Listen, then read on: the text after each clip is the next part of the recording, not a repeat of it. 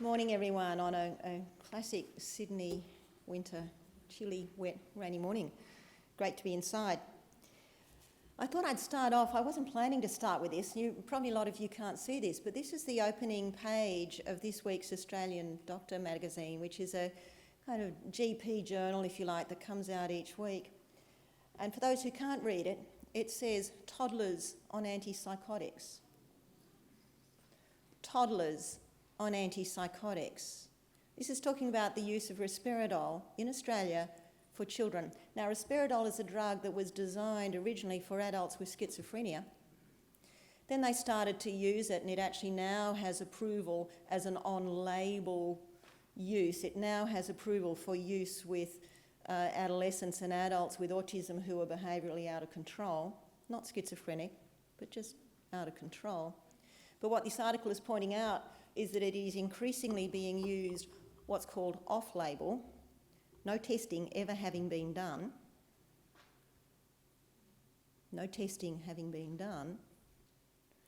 on toddlers under the age of 4, and increasingly children and adolescents, again off-label, no testing done for this.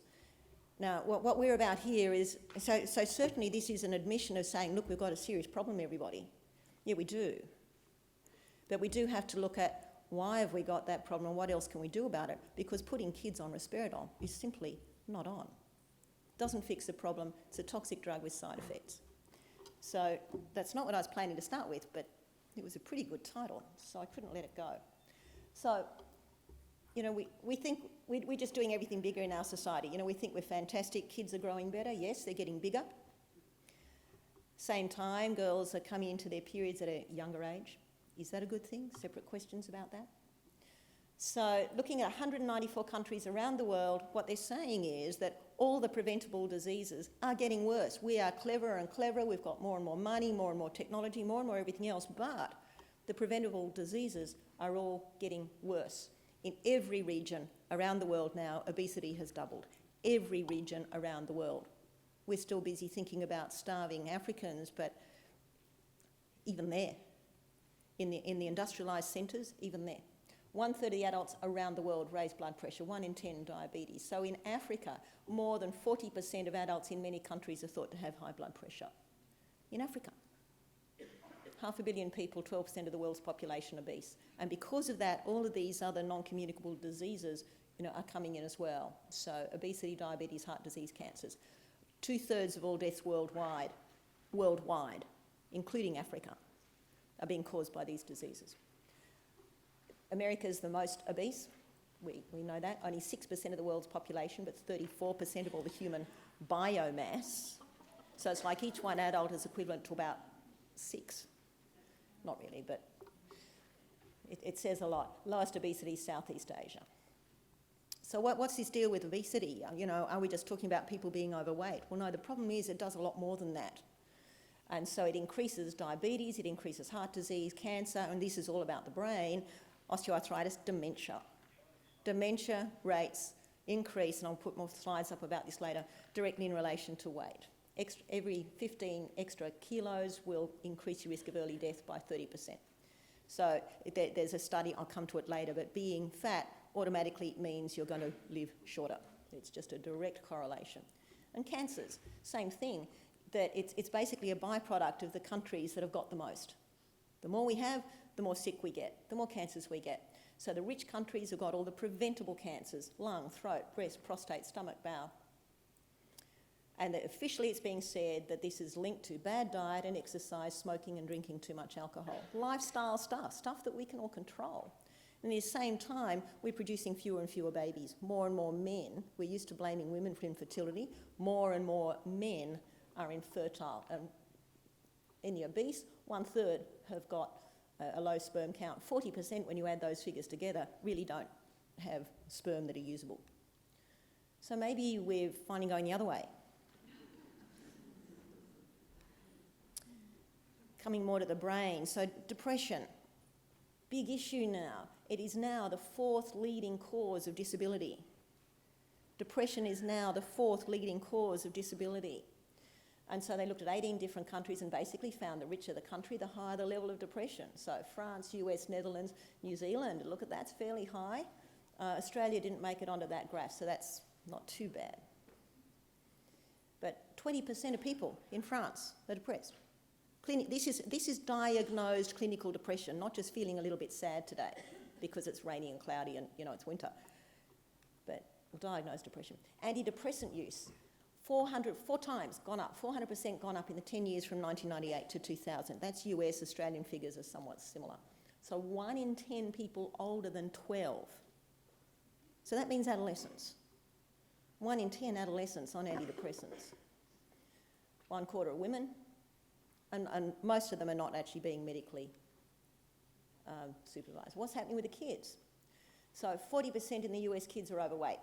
2 million morbidly obese. What's morbid obesity? Morbid obesity is when we're really right out here and we are talking about being many centiles over normal. We are severely obese. In an adult, the equivalent would be being over 100 kilo. So we're talking about kids who are morbidly obese, 2 million, that are greater than the 99th percentile for weight. We've got 1/4 tracking as obese, but we've actually hit the 50% mark for overweight.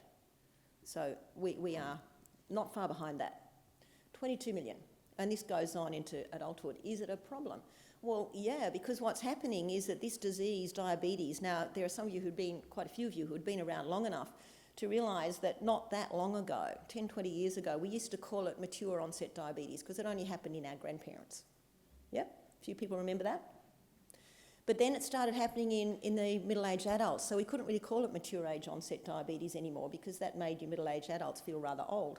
So we changed the name and we called it non-insulin dependent diabetes. Well, that worked for a little while, but the problem is more and more of these people with non-insulin dependent diabetes became insulin dependent because we used to say that to separate it out from the other type of diabetes that used to happen in young adults that we used to call juvenile onset diabetes. So I'm having to be careful with my words because we've had to change our nomenclature. So it used to be called juvenile onset diabetes that was automatically insulin dependent because it was caused by immune disease destroying the pancreas. So it gets a bit worse. So we get our middle-aged adults then becoming insulin dependent. So we can't say it's non-insulin dependent anymore. So then we started talking about type 1 and type 2 diabetes. So what's happening is that these are beginning to meld. These are beginning to merge because our children are now getting type 2 diabetes. Children are getting type 2 diabetes. Never before in human history. Right? Never before in human history. And so as of 15 years ago, well, yeah, it was unusual. Now, 50% of the new cases of children being diagnosed with diabetes are type 2 diabetes. What about cardiovascular disease? We've got teenagers with cardiovascular disease, with hypertension, with changes that we might see in adults in their blood vessels on autopsies. So you're going to see this slide or things like this quite a few times, but can I make this work? Not quite. Never mind. Your top 3, of course, are related to the brain. And there you see that we've got developmental disabilities going up, ADHD going up, autism going up, but all these other things as well. Cancer, diabetes, obesity, it's like everything. And we really start seeing the change from around the 1970s onwards. And these are all still going up. We haven't plateaued anything. It's all still going up. And this is, that didn't come out very well, we'll just kind of forget that one, but it's kind of saying all the same things. So what's happening with the immune system? So we've reduced the diseases that we can vaccinate against, but at the cost of having an increase in non-vaccinatable infections and an increase in autoimmune diseases. So we've caused a shift in the immune system. And that's what it looks like on a graph, where we have reduced, and mind you, we never did vaccinate against rheumatic fever, that's gone down as well. So that really makes us think, well, why have these other things gone down? What else is going on? But anyway, these ones have reduced, and all of these have gone up. So otitis media, sinusitis, and gut infections, respiratory tract infections, these are all going up, and hospitalisation rates for these are going up. So it means we've got these increasing levels of dysfunction. I've said here in children, but it's happening in adults as well. Oops, sorry, going too fast. So does this matter? Well, the interesting thing is there seems to be a correlation between these increases in infections and neurodevelopmental disorders. So, and these were early studies that picked this up 10 years ago now. So associations between infections in childhood and speech difficulties in boys, asthma, allergies, ear disorders, mental health disorders. Girls are more likely to have an association with urinary tract disorders. So, watch the girls who are getting recurrent UTIs. ADHD, recurrent ear infections correlating with ADHD and distractibility and poor school performance. So there's some kind of correlation that's going on here. Chronic sinusitis is something that we're seeing more and more in kids that, again, used to happen in the past. It used to be something that we would think of with adults. But in kids, the presentation isn't the same as adults. They're not usually going to come and say, look, I've got mucus tracking down the back of my throat and I'm having trouble breathing and I've got a headache on my head. What they're more likely to do is have disturbances in their sleep. If they're autistic, they may be head banging, they may be pressing on their head, but the presentation's going to be different. And so so this is the gentleman who first diagnosed autism, described autism back in 1949, and his description's really worth reading. It's beautiful. So here are his description of the first group of autism children. And what he noted is that from the infection perspective, they have these large and mucky tonsils and adenoids, the tonsils needing to be removed when he was 3.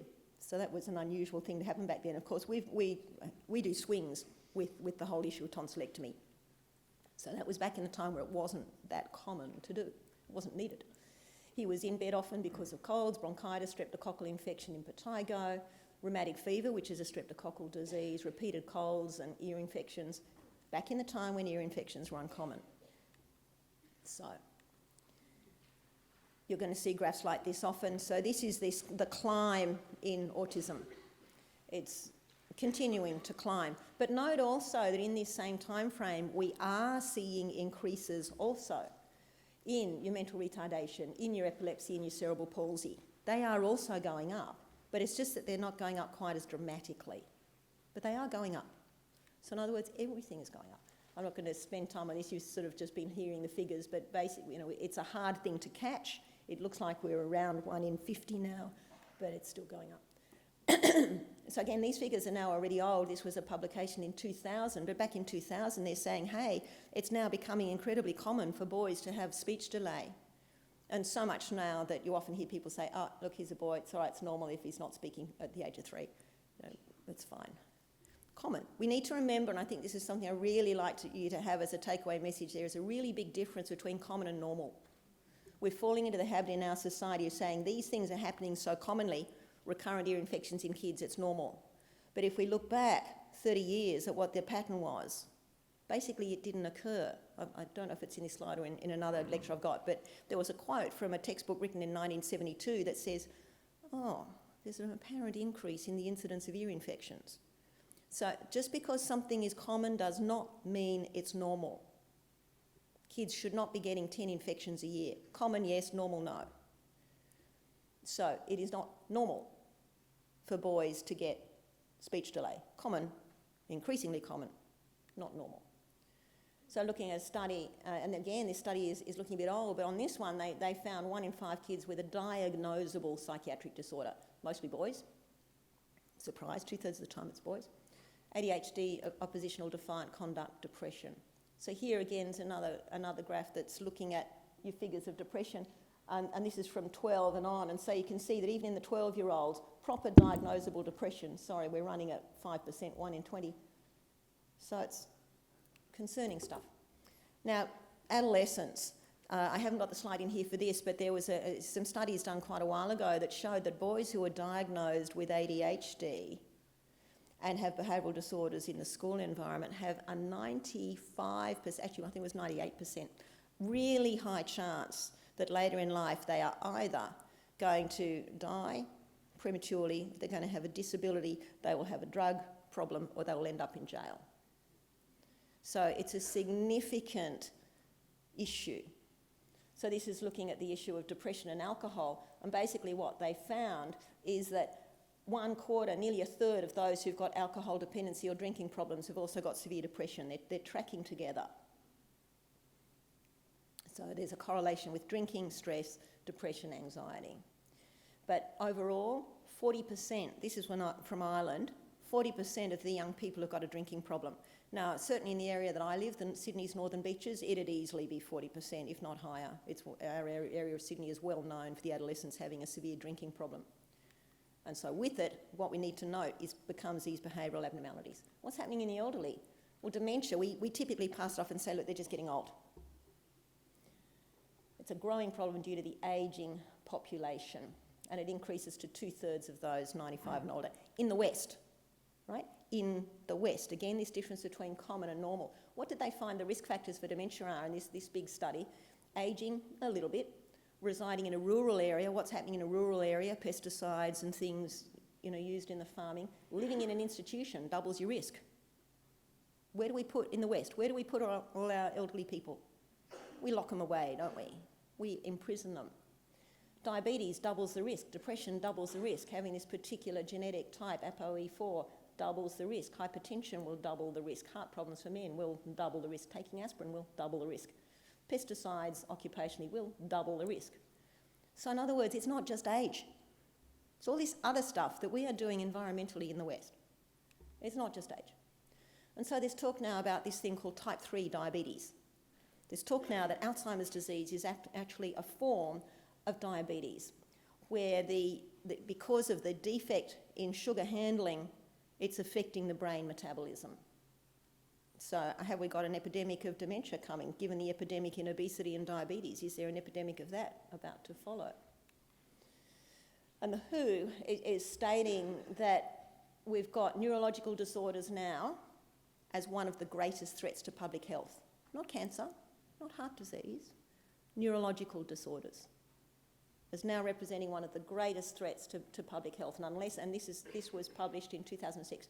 So unless we do something, it'll become an even more serious and unmanageable problem in all countries. And as Leslie opened with those figures from the UK of the costs of treating autism, that's what's happening. It's not going to be cancer and heart disease that's going to be bankrupting everything. It's going to be what's happening to people's minds. And so here's some more graphs on that. So the neurological disorders and looking at the effect that they're having on everything. So we won't go into that in detail, it's just there.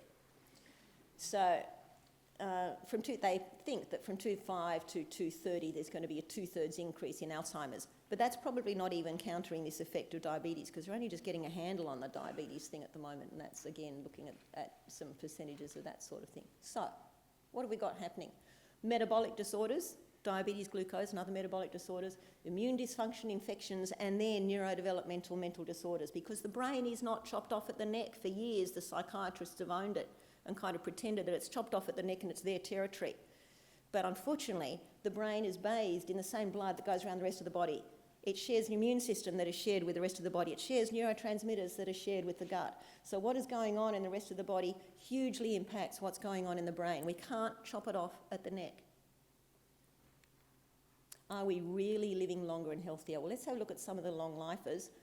And so I love these sort of studies. So this is your Okinawans in red in Japan. Let's see if this will work for me.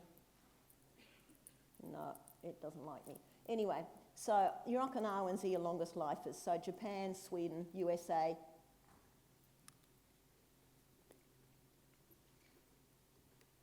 And so what have they found? They've just, a couple of years ago, they'd finished a long study of the Okinawans. So the Okinawa is an island off Japan. They're not actually Japanese. They're a different race. They don't actually eat Japanese food. They eat differently. And this long study, they found that the eldest Okinawans were among the lowest mortality rates in the world from the chronic diseases of ageing. So here again, this difference between common and normal. In Okinawa, it is certainly not common to have these things. It is certainly not normal. So it's not necessarily a human state that this is supposed to happen. It's what else is going on. And so the longest life expectancy, but also the world's longest health expectancy. In the West, we expect people to start to deteriorate long before they die. We keep them alive doing all of these terrible things. But they actually have the longest health expectancy as well. And they would age slowly, escape the chronic diseases, cardiovascular disease, cancer, dementia, were basically things that came in. And they're extraordinary, they're very lean. Their average body mass, 18 to 22. What they found from this study, there were no fat centenarians. They didn't find any. If we want to live long and healthy, we have to be lean. It's what they know from the animal studies, it's what we know from this. And so here's the dementia picture in Okinawa. So Okinawa down here in the yellow, you can see their dementia rates are running about half USA and Japan. So, as one Okinawan proverb goes, at 70 you're but a child, at 80 you are merely a youth, and at 90, if the ancestor invites you to heaven, ask them to wait until you're 100. Then you might consider it. We think we're really clever if we make it to 100, we get a little message from the Queen. Woo-hoo. It's all in the genes, we think. Massive amounts of money poured into finding genes as the explanation of all of everything. So I love this little study, and this was again out of another centenarian study group. There's a little group in New England of centenarians, and so they had a little closer look at them and took 2 people at 114, properly medically documented, 2 people at 114. So the woman had at least 30 mutations linked to Alzheimer's disease, 200 mutations for cancer, 52 mutations for heart disease, 136 mutations for diabetes, 12 for macular degeneration. She did get diagnosed with macular degeneration after the age of 100. The man had 37 mutations with increased risk for colon cancer, had had colon cancer in his 70s, but lived an extra 40 years in excellent health. We like to blame the genes for everything and excuse everything on the genes. What this clearly shows is that is not the case. Yes, genes give you your ballpark, but we determine where in that ballpark we're going to play. So when the Okinawans, coming back to the Okinawans, and this is really what starts to put it in context for us, when they've moved them to the USA, within one generation, they had the similar rates of diabetes, cancer, degenerative diseases as the USA. They lost 15 years at least on their lifespan. One generation. They've got the same genes, they're the same people, but they've changed their environment hugely. And it has been said, and in Okinawa, the ones that stayed and adopted the Western lifestyle, the same thing happened too. They were still in their country. So we can't say, look, it's magical Okinawan water or magical Okinawan sea salt or something like that. It's a total picture. And it has been said that this is the last generation of Okinawan long-lifers. That's tragic. So, genes are stable. They've only changed 0.5% per million years, but our environment has changed dramatically since the Industrial Revolution, but particularly in the last 30 years. And so the environmental factors don't actually alter the genes, but they alter how they're read. And this results in what we call a phenotypic change, a change that looks like it's a genetic change, but the genes themselves are the same, they've just been altered in how they read, and this can be passed generationally. So the genes load the gun, but it's the environment that pulls the trigger. Long life, it's predicted. You know, we're still living under this thing of thinking we are so clever, we're so wonderful, we are living longer than ever before. Everyone still thinks that? The people that applies to are the people who were born before the Second World War. Once we start looking at the figures for those born after the Second World War, where we've got all these increases in heart disease, in cancer, in obesity, and everything you want to name, what we're finding is that the story is actually very different. And it is now officially, I've been saying this from the platform for quite a number of years, but there's now the papers to back me up, which isn't exciting at all. It is predicted the next generation will live a shorter lifespan. If this occurs, it will be the first decline in lifespan since industrialisation. In other words, historically, we would lose our lives because of accidents, war, plague, massive things we couldn't deal with. We can deal with that kind of stuff now to a degree. But we're now facing shortening lifespan. So have we reached a toxic tipping point? You're going to see this canary a few times, most likely. The gut's at the centre of it all. What we eat feeds our bacteria before it feeds us. We need to realise that. You know, we think when we're eating a piece of chocolate cake, we're just eating it for us and we're saving it, we think it's wonderful, but hang on, what has that piece of chocolate cake done to the bacteria that are in our gut? That's a whole separate talk. What we eat feeds our bacteria before it feeds us. And so our human diet has changed radically over the time of human history, absolutely radically, and at least 4 phases. So we can talk about the original diet, and that this is, you know, hard to tease this out, but really high in plant foods, leafy vegetables, shoots, roots, seeds, berries, fruit, nuts. Then we add the hunting, herding, which gives you meat, Then all dairy products historically were soured and fermented because they didn't have refrigeration. They were stored in goat stomachs and sheep stomachs where the rennet would deal with it. Then we come to the agricultural phase, which is really only about 5,000 years, where we increase our carbohydrates and our cereals, we have our legumes, but again, historically, they were all soured and fermented. It's only modern processing methods that avoids that. And now, the supermarket phase. Highly processed foods, high in sugar, salt, saturated, trans-saturated fatty acids, preservatives, additives, colourings. There are so many kids these days who've got no idea what a real food is or where it comes from. Well, we'll just go down to the supermarket and buy a pack of milk. Milk comes from packs. What's the major dietary factor change in the last 200 years? Sugar. From 1830, from the Industrial Revolution, where we could quickly start to process it, that's the biggest single thing that has gone up. Baked foods, and coming back to the brain, 8,000 people, 9,000 people, and what they found very clearly is that the more fast food you consume, the greater the risk of depression. So here's this correlation between what we eat and what it does to the brain. Think of all those young people out there who are living on garbage. Their brains cannot work properly. Those parents who are sort of thinking, well, it's too hard, let's just... No. Their brains cannot work properly. Garbage food, garbage brain. Diet and kids' IQ. So this was a study from young kids, aged under 2. And what they found that at 8, there was a change in their IQ depending on what they'd eaten between the age of 6 months and 2. Food matters. We are literally made out of our food. It feeds the bacteria before it feeds us. So they ended up out of this study stating brain growth and development in infants is absolutely dependent on nutrition. Not, it might make a little difference, or not, really doesn't matter. Absolutely dependent on nutrition.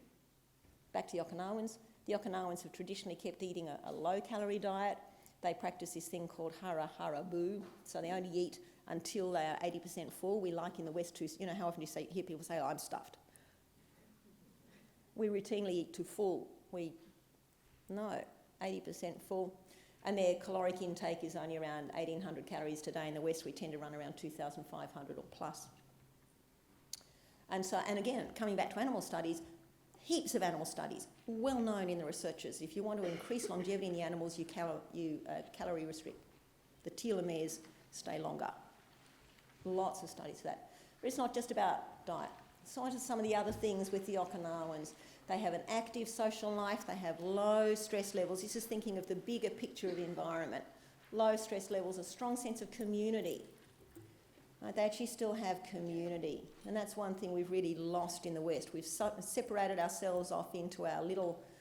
It used to be extended... We started off in villages, then we moved to extended families, then we moved to nuclear families, and now, and I think last year or the year before was again the first time in history where we have both more single unit families and more people living alone than ever has been recorded. So we've cut ourselves off. They have traditional support networks, respect for older people. In the West, we've totally lost that. We don't respect our elders. We shut them away in institutions. We don't want to know about them. We've lost the wisdom, we've lost the connection, we've lost the everything. Strong sense of purpose, and they will work into their 80s or 90s in the fields. 90 in the fields? What are our 90-year-olds doing if they're still alive? A lust for life summed up by the expression, that which makes one's life worth living. So we have this scenario where really the whole of creation is groaning. The planet and everything on it is groaning. The environmental crisis, resources, loss of species, pollution, population crisis, the health crisis. Again, everything you want to look at. Obesity, cardiovascular disease, cancer, 1 in 2 men, 1 in 3 women, 1 in 3 Alzheimer's disease, 1 in 3 mental disease. And our peak longevity was those born before the Second World War. It is now reversing. Our kids, 1 in 2 allergy, 1 in 4 asthma, 1 in 10 ADHD, 1 in 10 learning difficulties, 1 in 50 or thereabouts autism. And so for the first time in recorded history, our children will die before us. Barring wars or plagues, which are the only things that really did that before. Our children will die before us. We're in peace. there's an urgent need to be restored. We need to reconnect with creation, with real life, real food, real things that were made, simple outdoors lifestyle, activity, connecting with animals. There's a whole heap of the studies all around that. To foods as foods used to be prior to the Industrial Revolution. Prior to when we started using machines it was the machines that enabled us to rapidly process food. Before that, the only people who had these kind of foods were the super wealthy who had all their servants who could go there and hand sift the flour and sift the flour and sift the flour and sift the flour until they got it down to white. Who could by hand take the sugar cane out and process and extract it until they got down to sugar, kind of like we know it now. It's a Western rich thing. We need to restore to each other, community. And that's it. Hope you survive.